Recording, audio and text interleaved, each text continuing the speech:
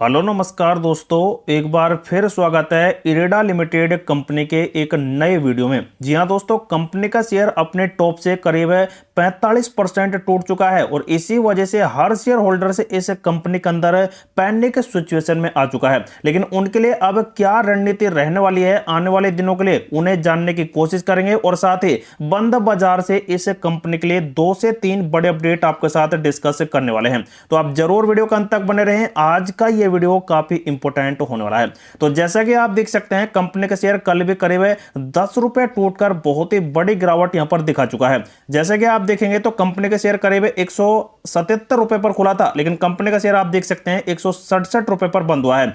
5 दिनों के अंदर इस कंपनी का शेयर में देखेंगे तो करीब 10-11% गिरावट और 1 महीने में 18% ये कंपनी का शेयर टूट चुका है। लेकिन 6 महीने का रिकॉर्ड ही आप देख लीजिए, कंपनी करीब 30% टूट गई और 1 साल में कंपनी ने करीब करीब यहां पर आपको 5% की गिरावट कराई है। अगर दोस्तों आप टॉप से देखें इस कंपनी को तो करीब 45% 47% यह कंपनी का शेयर टूट चुका है, जिसकी वजह से कंपनी में दोस्तों हर शेयर होल्डर से पैनिक सिचुएशन में आ चुका है। क्योंकि कईयों ने तो इस कंपनी के शेयर को 280 के आसपास या 300 रुपए के आसपास यहां पर जरूर खरीदा होगा, तो वो यहां पर अभी तक इस कंपनी के शेयर को होल्ड कर रहे हैं, क्योंकि उनको उम्मीद है कि कंपनी जल्द यहां पर बड़े रिटर्न आपको निकाल कर दे सकती है। दोस्तों ऐसी प्रायोरिटी जरूर बन सकती है, क्योंकि दोस्तों कुछ ऐसे भी अपडेट आ रहे हैं जिसकी वजह से ये कंपनी का शेयर जल्द कुछ बड़े रिटर्न आपको निकाल कर भी दिखा सकता है। सबसे पहले दोस्तों बात करेंगे यहाँ पर इस कंपनी के म्यूचुअल फंड की होल्डिंग, जो कि आप देख सकते हैं जनवरी के है और जो यहाँ पर आ भी चुके हैं। इसमें आप देखेंगे तो करीब करीब 42 म्यूचुअल फंड ने खरीदारी की है और 5 म्यूचुअल फंड ऐसे हैं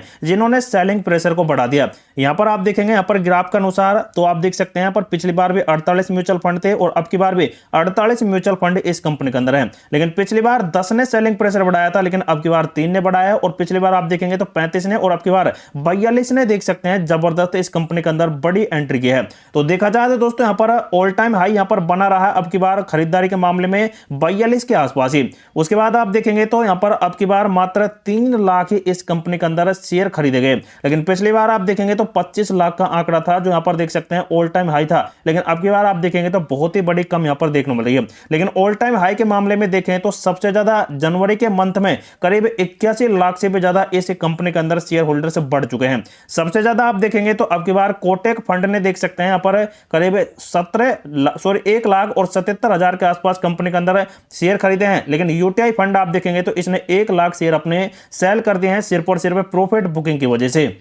तो एक बात तो ये जाहिर है कि कंपनी के अंदर जो शेयर होल्ड किए गए हैं वो करीब 81 लाख के आसपास हैं और कंपनी के म्यूचुअल फंड की होल्डिंग की रिपोर्ट एकदम पॉजिटिव आती दिखाई दी है, जो दोस्तों काफी बड़ा और पॉजिटिव अपडेट इस कंपनी की फ्यूचर प्लानिंग का है। दूसरी साइड दोस्तों आप ये भी जान लीजिए कि कंपनी सिर्फ और सिर्फ यहाँ पर रिन्यूएबल एनर्जी सेक्टर के डेवलपमेंट की एजेंसी है और ये दोस्तों इस जैसे कि सुजलॉन कंपनी है, एनएचपीसी कंपनी है और जितनी भी रिन्यूएबल एनर्जी सेक्टर की कंपनियां हैं तो उनको दोस्तों ये कंपनी फंड प्रोवाइड कराती है, जो कि दोस्तों जैसे कि अब यहाँ पर कंपनी बड़े रुपए यहां पर प्रोवाइड कराती है इन कंपनी को। जैसे कि कोई प्रोजेक्ट लॉन्च हो रहा है तो उसके लिए यहां पर ये रुपए दे देती है, लेकिन ब्याज के माध्यम से। अब जैसा कि आप देख सकते हैं कंपनी पर करीब 54,000 करोड़ का यहां पर कर्जा है, लेकिन ये दोस्तों खुद के ऊपर नहीं है बल्कि दूसरी कंपनी को इसने भी कर्जा दिया हुआ है कुछ यहां पर कमीशन के तौर पर, और उसकी वजह से दोस्तों कंपनी के यहां पर जो प्रॉफिट वगैरह है वो लगातार इंक्रीज भी होते दिखाई दे रहे हैं। यहां पर आप देख सकते हैं कंपनी के फाइनेंशियली प्रॉफिट काफी जबरदस्त बढ़ते दिखाई दे रहे हैं और कंपनी का प्रॉफिट है जो आप देख सकते हैं पिछले दिसंबर से और अब के दिसंबर में काफी बेहतरीन बढ़ता दिखाई दिया और क्वार्टरली बेसिस पर भी बढ़ा है, जो दोस्तों काफी बड़े पॉजिटिव इस कंपनी के अपडेट हैं।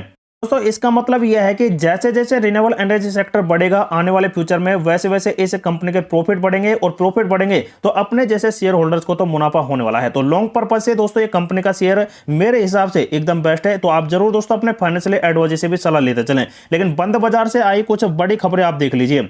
भारत ऊर्जा सप्ताह 2025 रणनीति साझेदारी और हरित ऊर्जा विकास को बढ़ावा देगा। जैसा कि आप देख सकते हैं ये अपडेट आ रहा है, जो कि एक भारत ऊर्जा सप्ताह 2025 सम्मेलन हुआ था और उसमें 75,000 से अधिक आगंतुकों, 6,600 प्रदर्शक और 10 अंतरराज्यीय मंडपों के साथ ये संपन्न हुआ, जिसकी वजह से यह दुनिया का दूसरा सबसे बड़ा ऊर्जा कार्यक्रम बन गया। तो दोस्तों रिन्यूएबल एनर्जी सेक्टर को बढ़ावा देने के लिए देख सकते हैं अपडेट लाया गया, जिसमें ऊर्जा सुरक्षा, हरित हाइड्रोजन, जैव ईंधन और वैश्विक साझेदारी पर चर्चाएं की गई।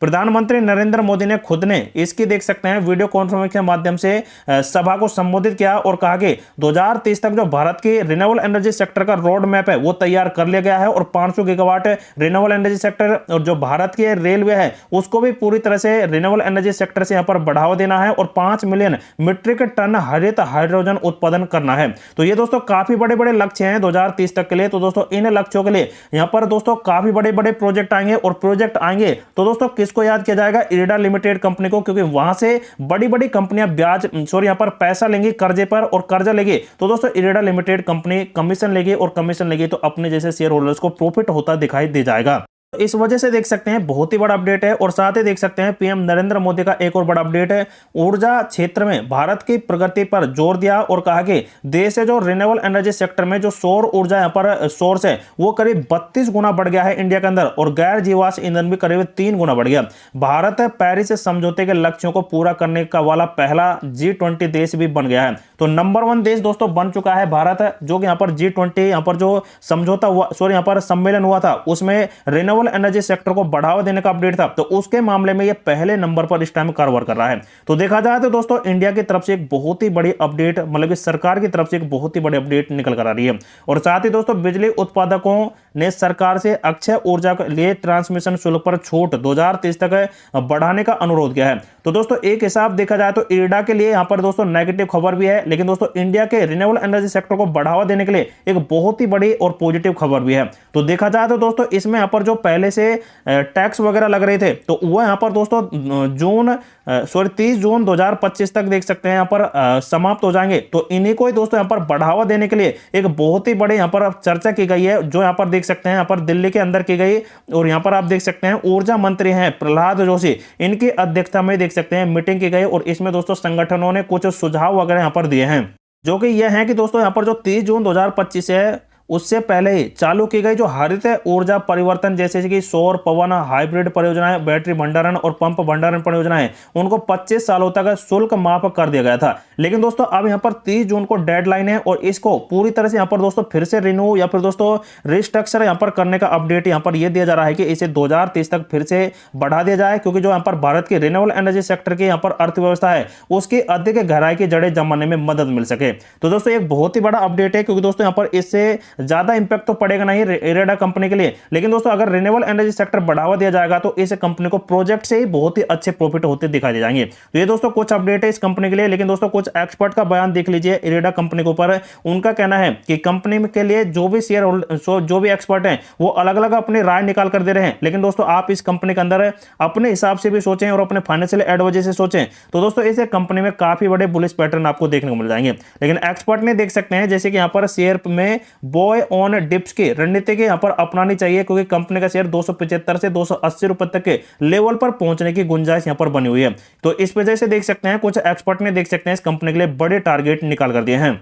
तो फिलहाल कंपनी के शेयर 45 से 47% के आसपास आपको यहां पर काफी सस्ते दामों पर मिल रहा है। लेकिन दोस्तों अब जो यहां पर निफ्टी एनर्जी का सेक्टर है वो यहां पर देख सकते हैं एक साल के अंदर काफी टूट भी चुका है और करीब आप देख सकते हैं 48-49 के लेवल को भी टच करने वाला था। लेकिन उससे पहले आप देख सकते हैं यहां पर गिरावट का सिलसिला बन गया सिर्फ पैनिक सेलिंग की वजह से और एफआई लगातार बिकवाली कर रहे हैं। लेकिन दोस्तों जैसे रिन्यूएबल एनर्जी सेक्टर और यहां पर प्रगति पर आएगा तो इन लेवल को ब्रेकआउट करते हुए जल्द बड़े मोमेंटम भी आपको देखने मिल जाएंगे। अगर आप 5 साल का रिकॉर्ड देखते हैं तो जैसे कि कोरोना काल में बड़ी गिरावट आई, फिर एक बड़ा बाउंस बैक आया, फिर और वार की स्थिति की वजह से डाउन हुआ, लेकिन फिर से बड़े मोमेंटम आए, लेकिन अब फिर से पैनिक सेलिंग और एफआई की वजह से गिरावट हो रही है। लेकिन अब जैसे ही दोस्तों यहां पर ये कंपनी यहां से रिवर्सल लेगी तो आप समझ सकते हैं कि क्या होने वाला है।